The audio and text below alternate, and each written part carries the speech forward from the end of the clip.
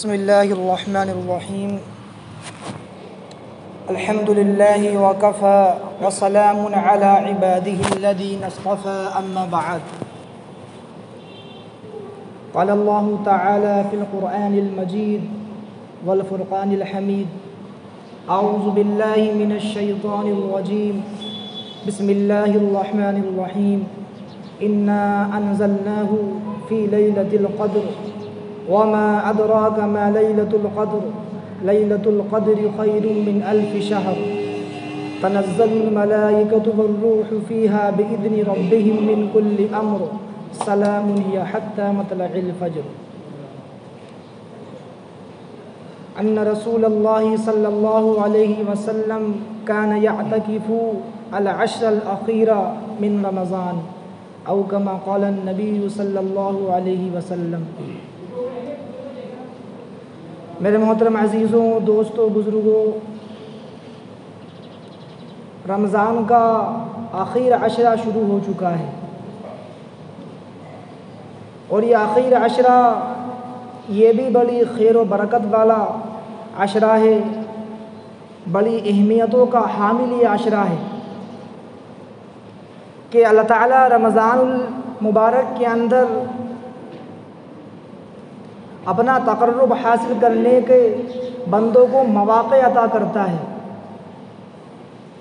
انہی مواقع میں اس عشرے کی بھی بڑی اہمیت ہے کہ اس عشرے کے اندر ایک ایسی رات ہے جو رات 1000 مہینوں سے افضل ہے، بڑی خیر و برکت والی رات ہے. اس رات میں جو دعائیں کی جاتی ہیں اللہ ان دعاؤں کو قبول کرتا ہے، اللہ اس رات کی عبادت کو قبول کرتا ہے، اور 1000 مہینے یعنی کہ 83 سال 4 مہینے کی اللہ مقبول عبادت کا اجر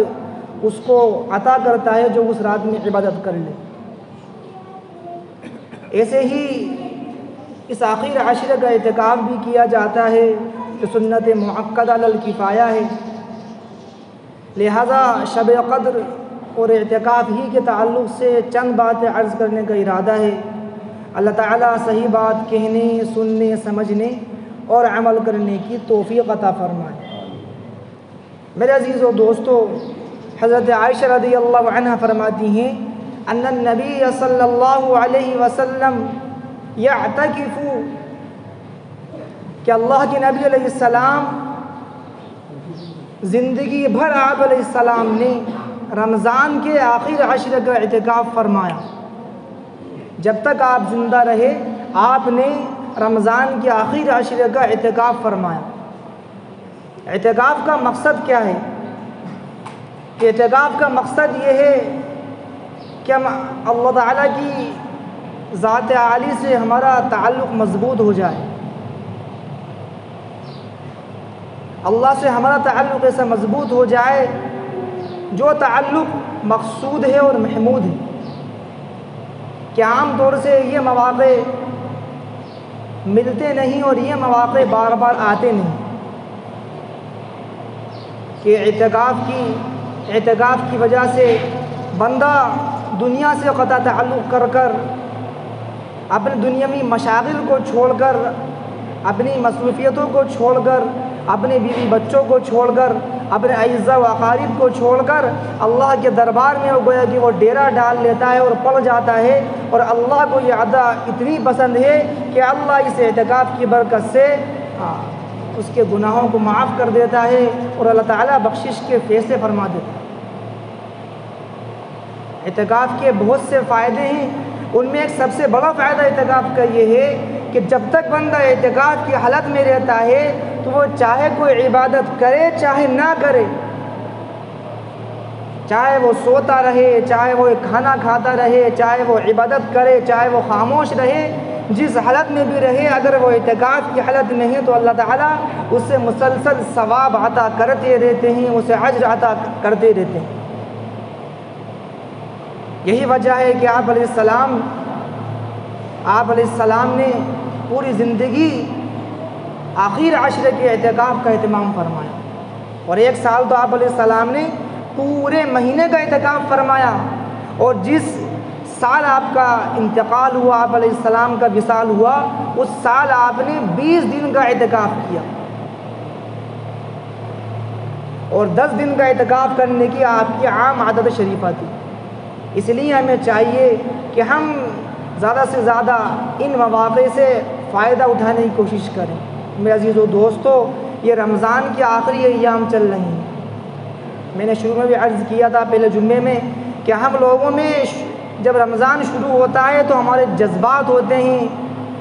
ہمارے اندر عبادت کرنے کی ایک کیفیت ہوتی ہے، ایک جوش و خروش ہوتا ہے، لیکن جیسے جیسے رمضان گزرتا جاتا ہے ایسے سے ہمارا جوش ختم ہوتا جاتا ہے، ہماری عبادتوں کے اندر کمی آتی جاتی ہے۔ حالانکہ ہم دور صحابہ پر اگر نگاہ ڈالیں اور معائنہ کریں تو اللہ کے نبی علیہ السلام کی عادت شریفہ تو یہ تھی کہ آپ علیہ السلام آخر عشرے میں زیادہ آپ کا انفاق ہو جایا کرتا تھا، عبادات کے اندر، ذکر و اذکار کے اندر اور دیگر اعمال کے اندر۔ آج ہمارا معاملہ الٹا ہے، ہم شروع میں تو بڑے اہتمام سے، بڑے جوش سے ہم لوگ عبادات کرتے ہیں، قرآن کریم کی تلاوت کرتے ہیں، دیگر اذکار اور دیگر اعمال کرتے ہیں، لیکن جیسے ہی رمضان کے 10-15 دن گزر جاتے ہیں ہمارا جوش ٹھنڈا پڑ جاتا ہے۔ اس لیے میرے عزیزو دوستو، ہمیں اس جوش کو ٹھنڈا پڑنے نہیں دینا، اور آخر تک بلکہ پورے سال تک ہمیں جس کیفیت کے ساتھ ہم نے اس رمضان کو گزارا، ہمیں یہ دعا کرنی ہے کہ اے اللہ میرا پورا سال اسی کیفیت کے ساتھ اور انہی اعمال کے ساتھ میرا پورا سال اللہ تو گزر۔ میرے عزیز و دوستو، آپ علیہ السلام نے فرمایا کہ جو بندہ اعتکاف کرتا ہے تو اللہ تعالیٰ اس اعتکاف کی وجہ سے اس کے اور جہنم کے درمیان 3 خندقیں حائل کر دیتا ہے، اور ہر خندق کے درمیان کی مسافت جہنم سے زمین و آسمان کے درمیان کی دوری کے برابر۔ اب ہم اندازہ لگائیں کہ جب ایک دن کے اعتکاف کی یہ فضیلت ہے، ایک دن کا کوئی شخص اعتکاف کر لے اللہ کی رضا کی خاطر، تو اس کے لیے فرمایا کہ یہ فضیلت ہے۔ اب ہم اندازہ لگائیں جب ایک دن کے اعتکاف کی یہ فضیلت ہے تو جو کوئی 10 دن کا اعتکاف کرے تو اس کے لیے کیا اجر ہوگا۔ ایسے ہی آپ اسلام نے فرمایا کہ جو بندہ اعتکاف کرتا ہے تو وہ گناہوں سے محفوظ رہتا ہے، معصیتوں سے وہ بچا رہتا ہے، گناہ اس سے سرزد نہیں ہوتے، اور اس کا ایک بینیفٹ آپ نے یہ بھی فرمایا کہ جو بندہ اعتکاف میں رہتا ہے اور اعتکاف میں رہنے کی وجہ سے وہ جن اعمال اور جن عبادتوں کو نہیں کر سکتا تو اللہ تعالیٰ اس کو ان اعمال کا ثواب بغیر کیے بھی عطا کر دیتے ہیں۔ مثال کے طور پر اعتکاف کے اندر انسان مسجد سے نکلنا جائز نہیں معتکف کے لیے، الا کہ کوئی ضرورت بشری ہو، پیشاب وغیرہ کا تقاضا ہو، حتیٰ کہ جنازے کی نماز کے لیے بھی نکلنا اس کے لیے جائز نہیں، اگر نکلے گا تو اعتکاف ٹوٹ جائے گا۔ لیکن فرمایا اللہ کے نبی نے کہ جو شخص معتکف ہوتا ہے تو اگر وہ ان عبادات سے محروم بھی ہے، کسی کی بیمار پرسی کے لیے جانا ہے، کسی کی تعزیت کے لیے جانا ہے، نماز جنازہ کے لیے جانا ہے، لیکن یہ جا نہیں سکتا تو اللہ تعالیٰ اس کو بغیر جائے بھی اس کو وعظ عطا فرما دیتے ہیں۔ اس سے اعتکاف کی اہمیت اور فضیلت کا اور بھی زیادہ اندازہ ہوتا ہے۔ اللہ تعالیٰ ہم سب لوگوں کو اس کی اہمیت اور اس کی قدردانی کرنے کی توفیق عطا فرمائے۔ میرے عزیز و دوستو، جیسے کہ میں نے عرض کیا کہ اعتکاف کا ایک اصل اور ایک بڑا مقصد یہ ہے کہ شب قدر کا حاصل ہو جانا، شب قدر کا حصول، شب قدر کا حاصل ہو جانا، یہ اعتکاف کا ایک بہت بڑا مقصد ہے۔ شب قدر کی اہمیت اتنی زیادہ ہے کہ اللہ تعالیٰ نے شب قدر کی اہمیت میں، اس کے فضائل میں مکمل قرآن کریم کی ایک سورت نازل فرمائی۔ اِنَّا أَنزَلْنَاهُ فِي لَيْلَةِ الْقَدْرِ، اللہ نے فرمایا کہ ہم نے اس قرآن کریم کو لیلۃ القدر کے اندر یعنی شب قدر کے اندر نازل فرمایا۔ اللہ تعالیٰ نے لوح محفوظ سے آسمان دنیا میں اسی شب میں مکمل قرآن کریم نازل فرمایا، اور پھر آسمان دنیا سے جبرائیل امین کے ذریعے بذریعہ وحی حضرت صلی اللہ علیہ وسلم پر 23 سال کے عرصے میں وقتاً فوقتاً قرآن کریم کو نزول فرمایا، لیکن مکمل قرآن کریم اترا ہے لوح محفوظ سے آسمان دنیا کے اندر اسی شب کے اندر اترا ہے۔ آگے اللہ نے فرمایا وما ادراک ما لیلۃ القدر، اور تم کیا جانو کہ شب قدر کیا ہے، تمہیں کیا اندازہ کہ لیلۃ القدر کیا ہے؟ پھر اللہ خود ہی فرماتا ہے لیلۃ القدر خیر من الف شہر،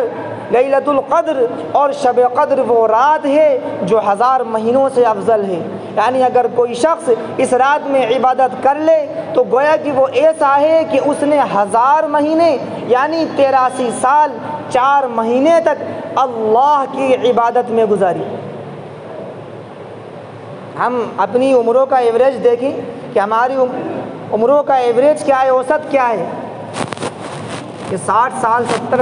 70 سال فرمایا اللہ کے نبی نے کہ میری امتوں کا ایوریج ہے۔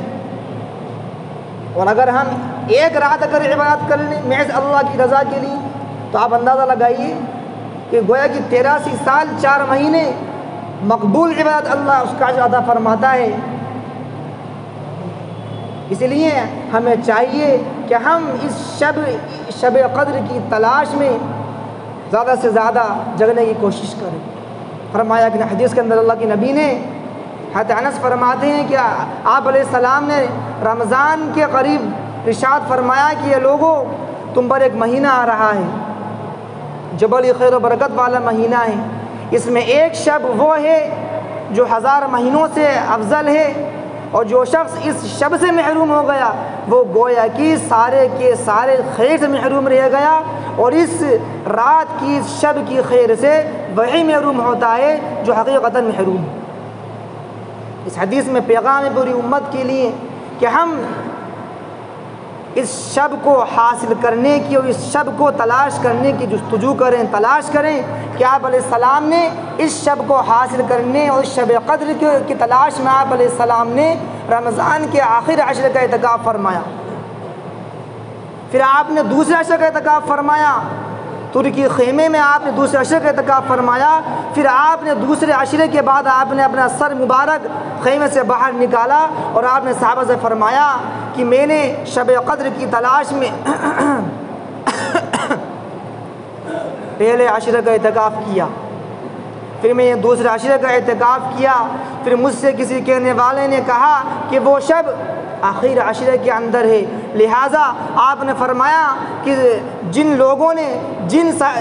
جن صحابہ نے میرے ساتھ 2 عشروں کا اعتکاف کیا انہیں چاہیے کہ وہ آخر عشرے کا بھی اعتکاف کرے، اور آپ نے فرمایا کہ مجھے وہ رات دکھلا دی گئی تھی لیکن مجھے وہ رات بھلا دی گئی، اور آپ نے اس رات کی کچھ علامات فرمائی کہ آپ نے فرمایا کہ وہ رات ایسی ہے کہ میں نے اس رات میں اپنے آپ کو سجدے میں پایا، اور اس رات پانی برسا جس کی وجہ سے میری پیشانی پر کیچڑ کا اثر تھا۔ راوی کہتے ہیں چونکہ مسجد اس وقت کچی مسجد تھی اور چھپر کی مسجد تھی، لہذا بارش ہوئی اس رات، اور اس رات مسجد میں پانی ٹپکا اور فرش کچا تھا، لہذا اس میں مٹی کیچڑ ہو گیا، اور آپ علیہ السلام نے سجدہ کیا تو آپ علیہ السلام کی پیشانے پر اس کے اثرات تھے، اور وہ فرماتے ہیں کہ وہ رمضان کی طاق راتوں میں یعنی رمضان کی آخر عشر میں کوئی رات تھی، اور یہی فرمایا کہ وہ 21ویں رات تھی۔ آپ علیہ السلام باہر تشریف لائے اور آپ نے فرمایا کہ میں تم لوگوں کو اس رات کے بارے میں بتانے کے لیے نکلا تھا، اس رات کی تعیین اللہ تعالیٰ نے کر دی تھی، لیکن فلاں شخص جھگڑا کر رہے تھے، ان کے جھگڑا کرنے کی نحوست سے اللہ تعالیٰ نے اس رات کی تعیین مجھے بھلا دی، لہٰذا آپ نے فرمایا اب اس کو رمضان کے آخر عشرے کی طاق راتوں میں تلاش کرو، لہٰذا 21، 23، 25، 27، 29 یہ طاق راتیں ہیں، ان طاق راتوں میں ہمیں چاہیے کہ ہم اہتمام سے عبادت کریں۔ میرے عزیز و دوستو، ہم دنیاوی منافع کے لیے، دنیاوی چند پیسوں کے لیے ہم رات بھر جاگ لیتے ہیں، دن بھر ہم جو ہے جاگ لیتے ہیں۔ آج موبائل کا ایسا فتنہ چلا ہے کہ اس فتنے میں ہر بڑا ہر چھوٹا شامل، کہ ایک بار ہم موبائل لے کے بیٹھے اور ہمارے گھنٹوں ضائع ہو جاتے ہیں، ہمیں اس کا اندازہ بھی نہیں ہوتا۔ تو کیوں نہ کتنا ہی اچھا ہو کہ ہم ان قیمتی ایام اور قیمتی راتوں کو ہم غنیمت سمجھیں، اور ہم جو میں نے فضائل عرض کی، ہم ان کا استدار رکھتے ہوئے ہم شب قدر کی تلاش کریں۔ آج ہر ایک شخص پریشان ہے، آج ہر ایک شخص روزگار کے اعتبار سے پریشان ہیں، بیماریوں کے اعتبار سے پریشان ہیں، سب پر حالات ہیں، لیکن آج ہم اپنے حالات کا شکوہ آج ہم مخلوق سے کرتے ہیں، خالق سے نہیں کرتے۔ اللہ تعالیٰ میں مواقع عطا کرتا ہے کہ وہ مواقع ہیں کہ اللہ ان مواقع میں بندوں کی دعائیں جلدی سنتا ہے، جلدی قبول کرتا ہے۔ لہٰذا ہمیں چاہیے کہ ہم، میرے عزیز و دوستو، چند دن رہ گئے، اب تو 7-8 دن رہ گئے مشکل سے، اس کے بعد یہ رمضان ختم ہو جائے گا۔ اب اس کے بعد ہم میں سے کوئی نہیں جانتا کہ اگلے سال رمضان کس کی زندگی باقی رہے، کون زندہ رہے اور کون اس دنیا سے چلا جائے۔ لہٰذا ہم باقی بچے ہوئے ایام کی پوری قدردانی کریں، جہاں تک ہو سکے اپنی دعاؤں استغفار کیا ہم کثرت بڑھا دیں، قرآن کریم کی ہم تلاوت بڑھا دیں۔ حضرت عائشہ فرماتی ہیں کہ میں نے پوچھا اللہ کے نبی، اگر مجھے وہ رات نصیب ہو جائے جو اتنی خیر و برکت والی رات ہے، اتنی عظمتوں والی رات ہے، تو میں کیا دعا کروں؟ اب اگر ہم آپ ہوتے تو سوچتے بھئی ٹھیک ہے ہم اپنی دنیا مانگ لیں گے اللہ سے، لیکن صحابہ تھے، اللہ کے نبی کی تربیت یافتہ تھے، اللہ کے نبی سے پوچھ کر ہر کام کیا کرتے تھے، اس کام کا صحیح رخ کیا ہے؟ چنانچہ حضرت عائشہ نے پوچھا، فرمایا اللہ کے نبی نے، اے عائشہ اگر تمہیں وہ رات نصیب ہو جائے تم یہ دعا کرو، اللہم انک عفو کریم تحب العفو فاعف عنی،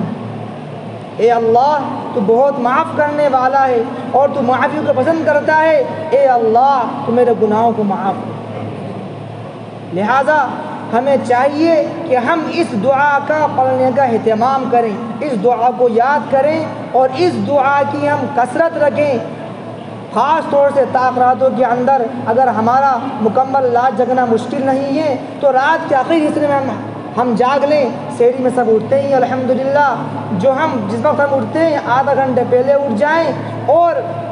اپنے ذکر و اذکار اور اپنے دیگر اعمال کریں، تو انشاءاللہ اللہ کی ذات سے کبھی امید ہے کہ اللہ ہمیں راحت عطا فرما دے گا، اور اللہ کیا پتہ ہماری کون سی عادت اللہ کو پسند آ جائے اور اللہ ہمارے رمضان میں کیے ہوئے اعمال قبول کر لے۔ اللہ تعالیٰ مجھے بھی آپ کو بھی ان تمام باتوں پر عمل کرنے کی توفیق عطا فرمائے۔ وآخر دعوانا ان الحمد للہ رب العالمین۔